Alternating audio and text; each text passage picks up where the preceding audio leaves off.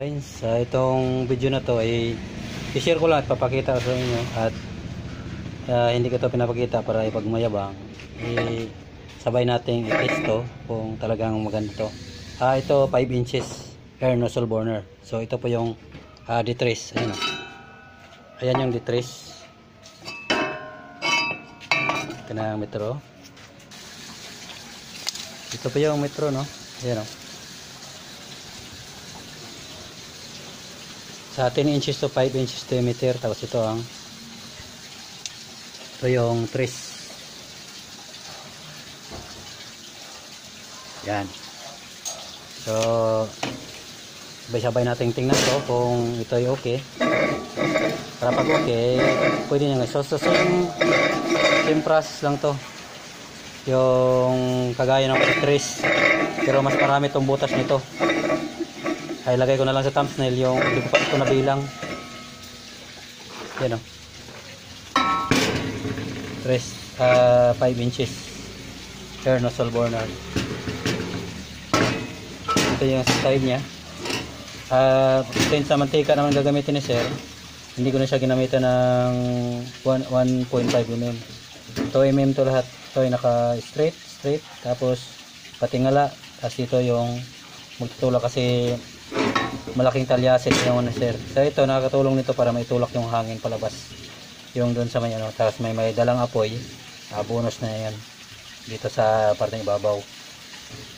Titingnan natin kung karoon ba siya ng apoy dito sa ibabaw. So ang sinukatan ko kasi dito sa na to ay yung maliit lang, hindi talyasin. Wala tayong talyasin. Okay, papartihan na natin kay Sir Jubin. Hindi ko na lagyan na apelido kasi hindi ako nakapaalam sa kanya at biglaan ko lang to kasi binibidyo ko lang gawa nitong malaki. At ano ba yung naino ko kanina, ayun, kay Sir Jubin to, taga Bulacan. Hindi ko na rin sabihin kung saan sa Bulacan. Okay, mantika pong gagamitin niya dito. Pakita ko pala mga ka-lines yung ating oil breaker, carbon breaker. Magkaiba to dun sa 3 inches. Ayan po, ating oil breaker. 5 piraso yan. Tapos dito rin ganoon din, same size lang sila.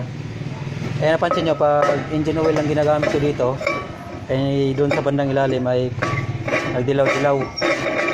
Pero sa ibabaw naman ay low. Yan.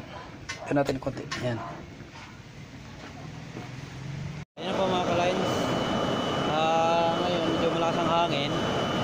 Pero napansin nyo, kita yung mga area na yan na may pumupula-pula. Yan sinasabi ko sa inyo na yung carbon breaker natin. So low play pa rin siya kahit malalaki yung butas natin. Nakita mo yung may dilaw na yan. Yan po yun. Initin lang natin. Ito nyo na yung ibabaw na yung apoy.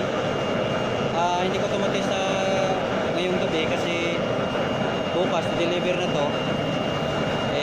Kukunin ito mamaya. Malayo pa ito, Bulacan pa. Lagay mo natin na siyang salang. Makikita nyo naman, blue na blue siya. Ayan, makikita nyo. At yung apoy maabot na dito. Maabot na banda dito. Lampas pa. So yung langis yan, kunti lang yung ating langis.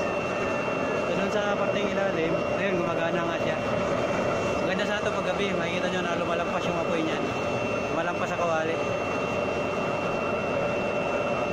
No? Lakas na hangin, tatalo. So maganda po ang ibig ko sabihin dito, pag mas malaki yung air nozzle burner, pag mas nakikot, mas pressurized siya, at mas low flame. Okay. Yan natin dito. Init. Ayan po, punong-puno yan.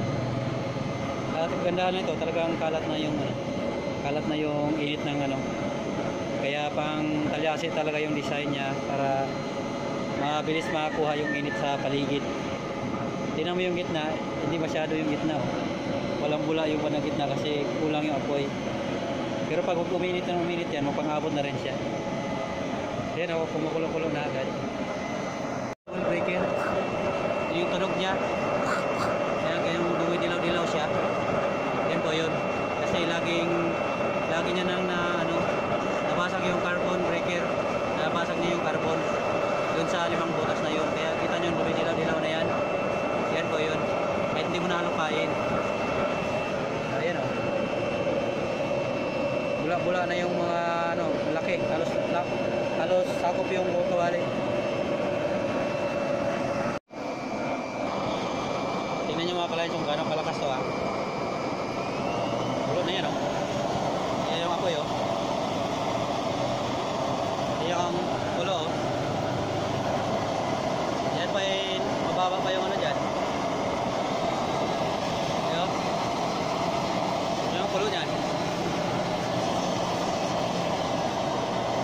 Wala pa sa wala pa sa kalahati yan.